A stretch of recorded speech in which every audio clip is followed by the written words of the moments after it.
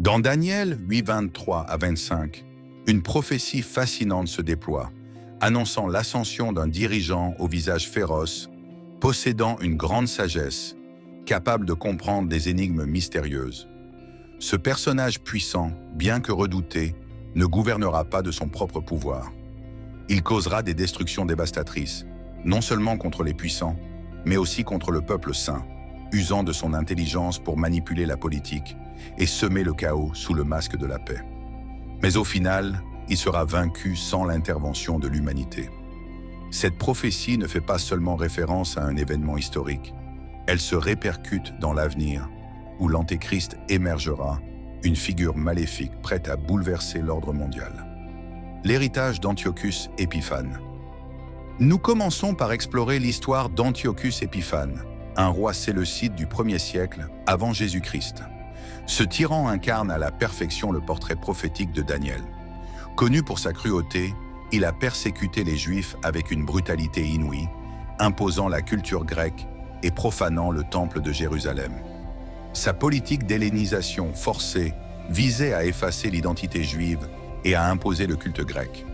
Le temple de Jérusalem fut profané, un autel à Zeus fut érigé à l'intérieur même du sanctuaire, et des sacrifices païens furent ordonnés. Toute forme de résistance était punie de manière atroce, des exécutions publiques aux tortures impitoyables. Il est intéressant de noter que cette oppression ne s'est pas limitée à une violence physique. Elle visait également à supprimer la foi et la liberté religieuse du peuple juif, en imposant une culture étrangère par la terreur et la manipulation. L'Antéchrist, le retour de la prophétie, mais l'histoire d'Antiochus. Épiphane ne se limite pas à un événement passé. Daniel 8 sert aussi de prophétie pour l'avenir. Le texte, loin de se restreindre à un personnage historique, annonce un futur où un autre dirigeant mondial surgira avec des ambitions similaires, voire pires. Cette figure, surnommée l'Antéchrist, apparaîtra à la fin des temps, cherchant à instaurer une gouvernance mondiale sous sa férule. Dans l'Apocalypse, en particulier dans Apocalypse 13, nous voyons surgir deux figures terrifiantes, la bête de la mer et la bête de la terre. Ces deux entités symbolisent l'Antéchrist et son acolyte, le faux prophète. Unis, ils feront alliance contre les desseins divins et chercheront à imposer leur volonté à l'humanité. La bête marine, avec son apparence monstrueuse et ses actions blasphématoires, résonne fortement avec l'image du dirigeant de Daniel 8, un tyran impitoyable, manipulant les peuples avec une habileté inouïe.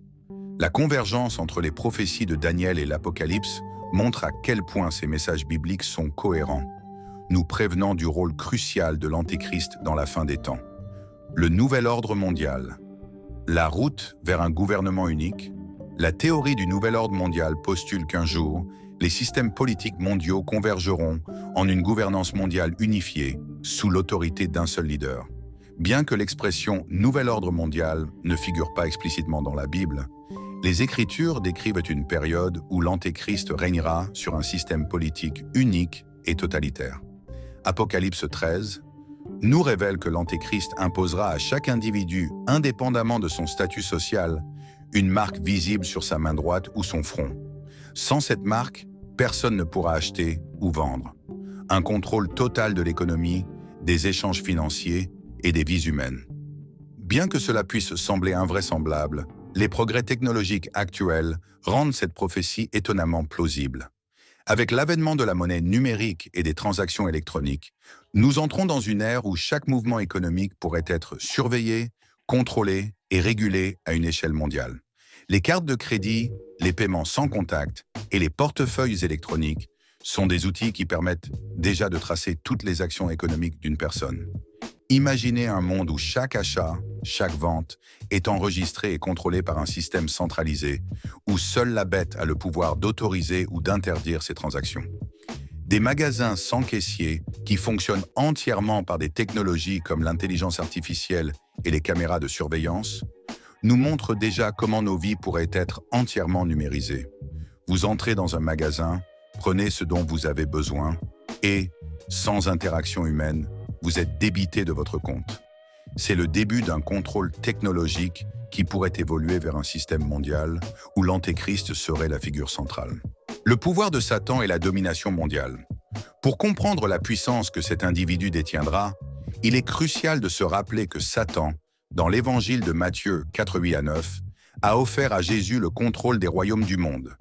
Jésus n'a pas rejeté cette proposition en disant que Satan ne possédait pas ce pouvoir, mais a plutôt réprimandé Satan, soulignant que l'adoration appartient à Dieu seul. Cela démontre que Satan détient véritablement un pouvoir sur ce monde, et l'Antéchrist sera l'incarnation ultime de cette domination satanique. Dans l'Apocalypse 9, l'ange appelé Abaddon ou Apoléon, le destructeur, est une autre figure que la Bible nous présente comme ayant un rôle destructeur sur terre. Apoléon est un ange de destruction qui dirigera une armée pour semer le chaos et la terreur. Ce titre, destructeur, n'est pas anodin. Il souligne le rôle de l'Antéchrist et de ses alliés dans la fin des temps. Le passage montre un monde ravagé par des forces occultes, avec des ravages d'une ampleur inimaginable. L'Antéchrist et l'économie mondiale, un avenir sans argent physique. Nous sommes à l'aube d'une ère où, avec l'introduction massive de monnaie numérique, les prophéties bibliques concernant l'Antéchrist et la bête prennent un sens plus tangible.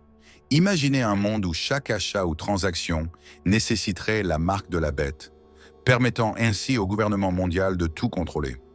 Il suffirait d'une identification numérique pour que chaque aspect de votre vie soit tracé. Dans cette société, la liberté individuelle pourrait disparaître et la soumission totale au système deviendrait obligatoire. En résumé, les prophéties de Daniel et de l'Apocalypse ne sont pas simplement des récits anciens, mais des avertissements pour les générations futures. Elles dépeignent un futur où un homme, l'Antéchrist, émergera comme un tyran mondial, imposant sa volonté sur l'humanité entière. Si nous voulons éviter cette tyrannie spirituelle et physique, il est essentiel de comprendre ces signes, de prier et de nous préparer spirituellement pour les défis à venir. Le temps des prophéties est proche.